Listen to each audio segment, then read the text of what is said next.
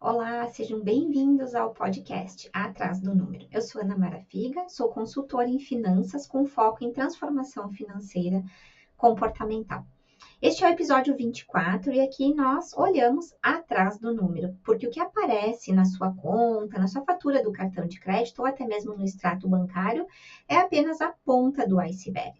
O número, ele é o reflexo dos seus comportamentos, que vem dos seus pensamentos, e seus pensamentos vêm de tudo aquilo que você acredita.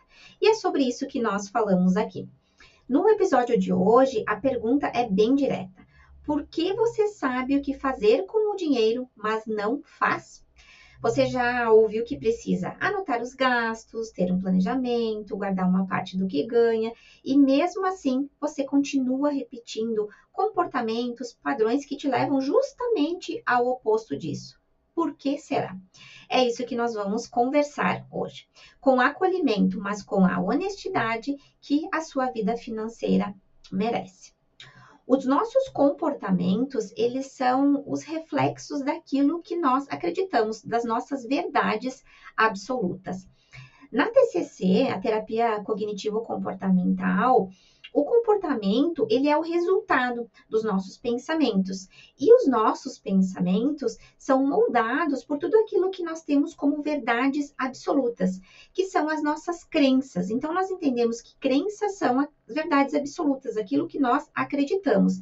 E muitas vezes essas crenças, elas são totalmente inconscientes.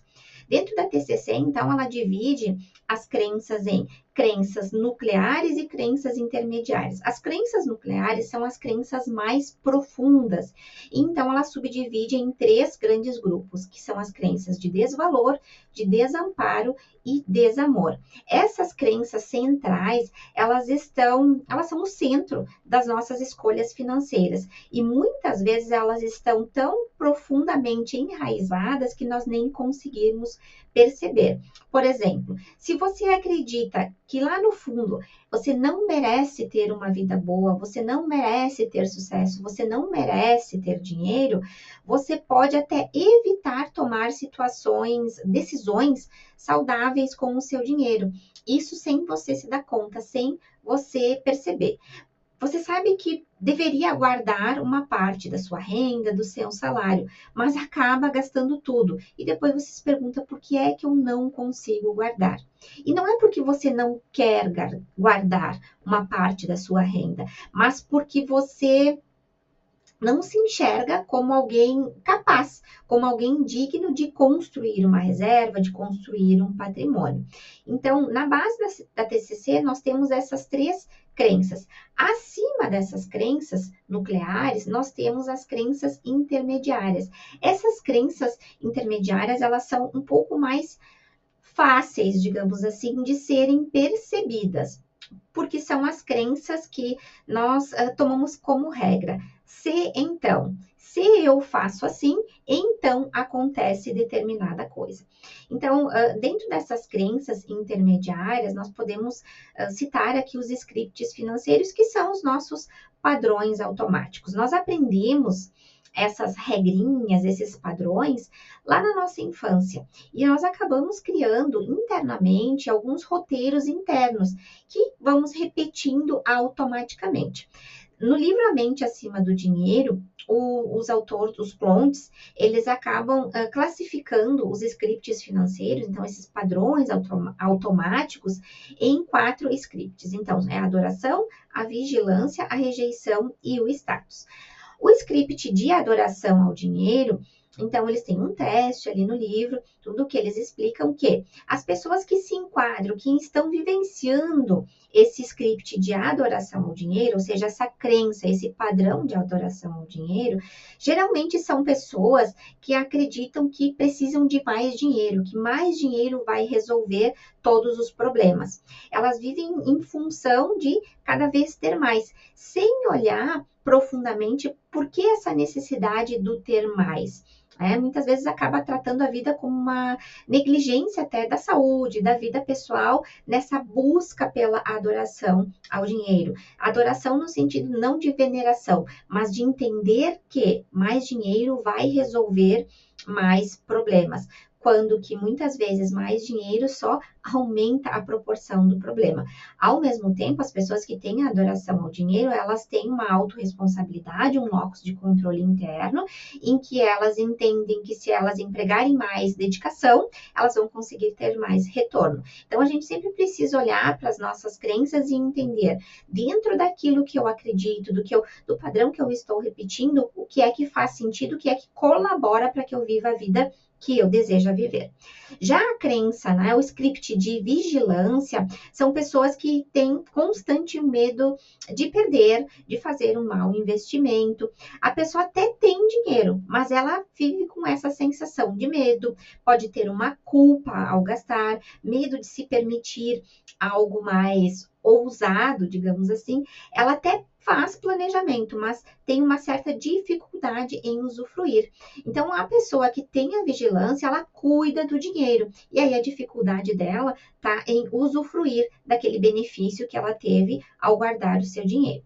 A crença de rejeição é quando acreditamos que o dinheiro, ele é sujo, que o dinheiro traz coisas que não são tão boas, que o dinheiro, por si só, ele é mau. Né? Que quem tem muito dinheiro pode ser egoísta. Então, a pessoa evita ter o contato com o dinheiro. Ela evita cuidar das finanças, ela evita olhar para a sua vida financeira e ela pode até evitar crescer profissionalmente por medo de se tornar alguém ruim. Então, a rejeição, ela te afasta de viver uma vida financeira tranquila, leve e saudável.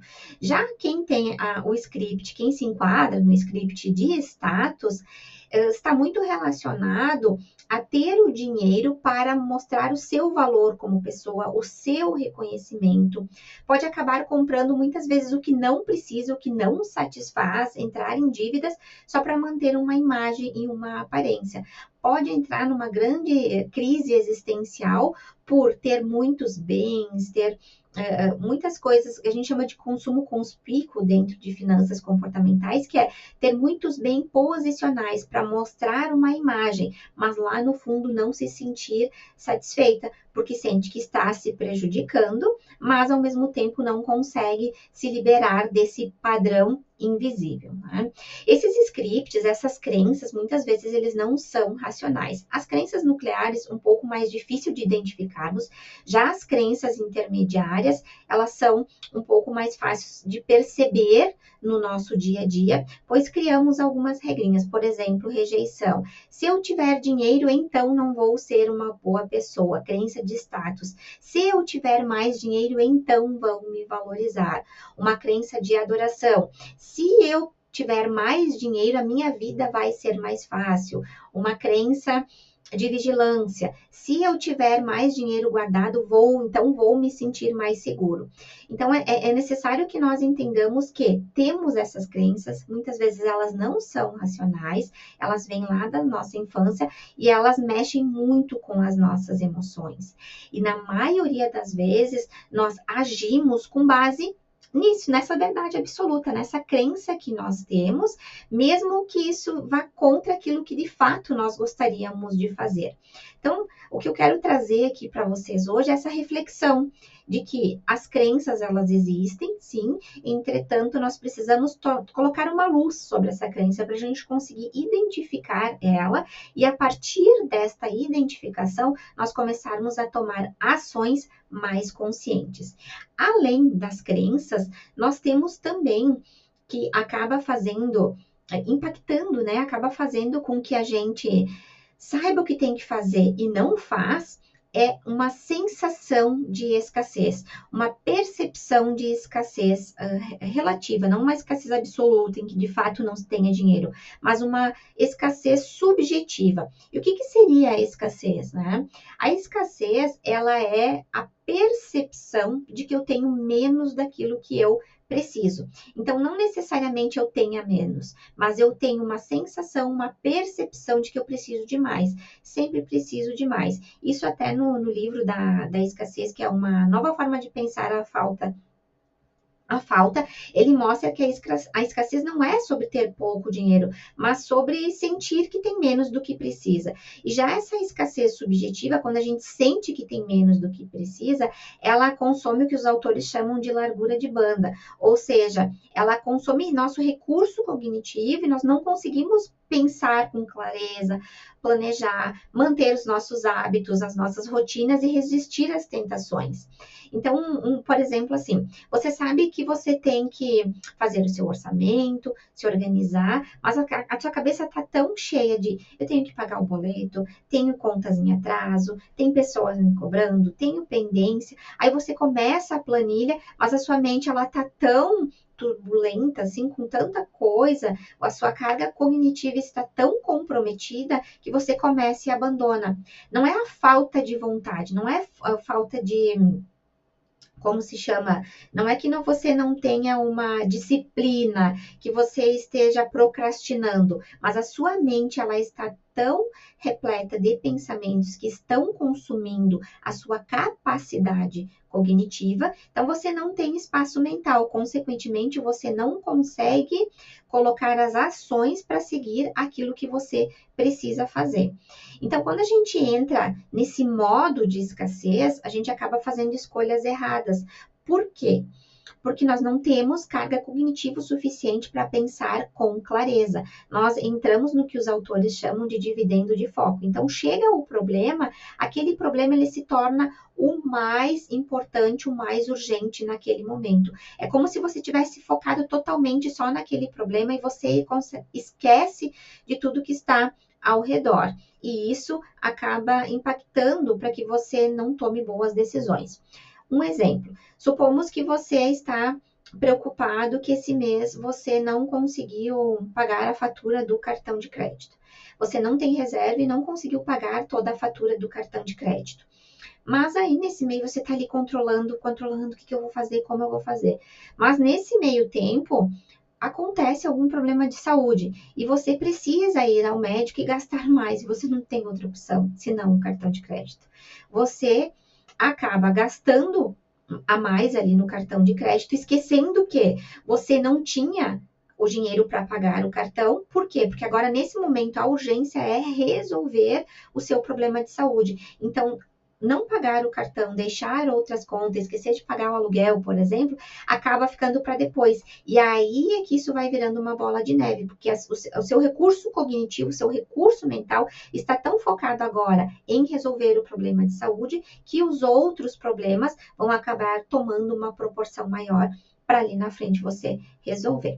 Então, ter conhecimento apenas sobre como funciona o mercado financeiro, como fazer uma planilha financeira perfeita, como fazer um orçamento perfeito, regra 50, 30, 20, 70, 30, não vai adiantar. Só isso não basta, porque é todo o teu sistema emocional e cognitivo que está conectado como se fosse em outra frequência de rádio. Você sabe que deveria gastar menos com o delivery, você sabe que deveria gastar menos no cartão de crédito, com assinaturas, enfim, com qualquer coisa, você sabe que precisa fazer. Mas depois daquele dia extremamente cansativo, extremamente estressante, a sua carga cognitiva ela está consumida. E aí parece que o consumo é o único conforto. Então é por isso que saber o que precisa ser feito não resolve. Você precisa olhar para todo esse contexto de escassez, de gatilhos, de crenças, de pensamentos, de comportamentos que fazem com que você siga este padrão, repita este ciclo. Então, o que é que está por trás disso? Não é a falta de informação. É a força de todas as suas verdades absolutas, as suas crenças, os seus comportamentos que você tem sobre si mesmo e sobre o dinheiro. E essas crenças, esses comportamentos, quando eles não são vistos com um olhar de observador, o que eu estou fazendo, como eu estou fazendo, elas vão comandar a sua vida. Então, eu quero trazer algumas reflexões práticas. Eu gosto sempre de sugerir que você pegue um papel, uma caneta e anote, porque ao anotar você começa a ter mais clareza sobre todos esses gatilhos emocionais que fazem com que você de fato não consiga, né, fazer o que precisa ser feito. Então, primeira reflexão: quais os comportamentos que você repete, mesmo sabendo que eles te fazem mal financeiramente? O que você sente quando pensa em mudar este comportamento? É um medo, uma culpa ou vergonha? Existe alguma voz interna dizendo para você não é capaz, que você não vai conseguir, que você não merece? O que essa vozinha interna ela quer te dizer? Se você conseguir identificar alguma voz, conseguir identificar esses comportamentos, pode ser que você esteja de fato preso a um script, a uma crença financeira, né? Que está te limitando. E não é porque você não quer mudar, é porque isso foi construído e está enraizado em você desde a sua infância. Vou contar um exemplo meu aqui. Eu tinha um comportamento de quando eu saía da consultoria empresarial, geralmente eu fico lá 4, 5 a 6 horas com o cliente, então são reuniões, discussões, números, é um dia bem cansativo, porque eu preciso render muito, exige muito da minha conexão sem intervalos. Então, eu tinha o péssimo hábito de quando eu saía do cliente, eu passava ou na padaria, ou eu passava no posto e pegava algo para comer e, obviamente, doce, porque naquele momento eu queria um conforto, né? Eu sabia que eu precisava mudar esse comportamento, que isso não estava contribuindo para a minha saúde, para o meu peso, para a questão financeira, não estava contribuindo em nada aquilo, mas era algo que eu queria, que eu sentia a necessidade. Quando eu pensei em mudar esse comportamento, a primeira coisa que veio, mas é tão gostoso, eu preciso disso, eu mereço isso depois de um dia tão cansativo. Né? E é uma voz que me dizia, você consegue, você não vai conseguir ficar sem esse lanche, esse doce, você precisa dele. Então, eu comecei um trabalho comigo mesma de reflexão, por que é que eu quero aquele doce? É uma compensação para um dia muito cansativo. Que estratégias que eu posso fazer? E isso foi uma negociação comigo, como diz, tem o diabinho e o anjinho dentro de nós, que ficaram se questionando que estratégias que eu poderia fazer. Resumindo a história, eu acabei levando, hoje eu levo, né? Quando eu saio de clientes, eu levo lanches mais saudáveis, eu acabo consumindo aquele lanche ali, ou um lanche mais reforçado no final, no meio da tarde, peço licença para o cliente faça um lanche, ou ao final da agenda, eu acabo fazendo esse lanche, e quando eu chego em casa, eu substituí esse descanso, essa recarga cognitiva pela leitura, uma leitura leve. Então, eu chego em casa, eu deito no sofá, meu marido e minha filha já sabem que eu preciso desse tempo, eu deito no sofá e eu consigo me reconectar comigo, com uma leitura bem leve, bem simples ali, mas que eu consiga ficar em paz comigo mesma, me reconectar até que eu consiga restabelecer a minha rotina. Então, muitas vezes, a gente saber o que fazer e não conseguir fazer não é preguiça, não é procrastinação, não é algo que a gente precise se culpar. Muitas vezes, a maioria das vezes, é o sinal de que tem algo mais profundo operando ali nos bastidores da nossa mente. Uma crença, uma sensação de escassez, um padrão aprendido. No meu exemplo, na minha criação, o alimento, a comida, né, era um reforço muito positivo. Então, quando você estava cansada, quando você estava triste, quando você estava chorando. Então, eu aprendi que todas as vezes que eu estivesse cansada, triste, magoada, chorando, eu precisava de comida para suprir essa minha necessidade. Então, eu espero que nesse episódio eu tenha conseguido te ajudar a olhar com mais clareza, com mais gentileza, mas também com mais consciência para esses motivos que estão atrás do número, ou seja, os seus comportamentos financeiros. Se esse episódio fez sentido para você, compartilha com alguém que também vive repetindo os mesmos padrões e precisa desse empurrãozinho para ter mais clareza. Obrigada por estar comigo até aqui e a gente se encontra no próximo episódio do podcast Atrás do Número. Até lá!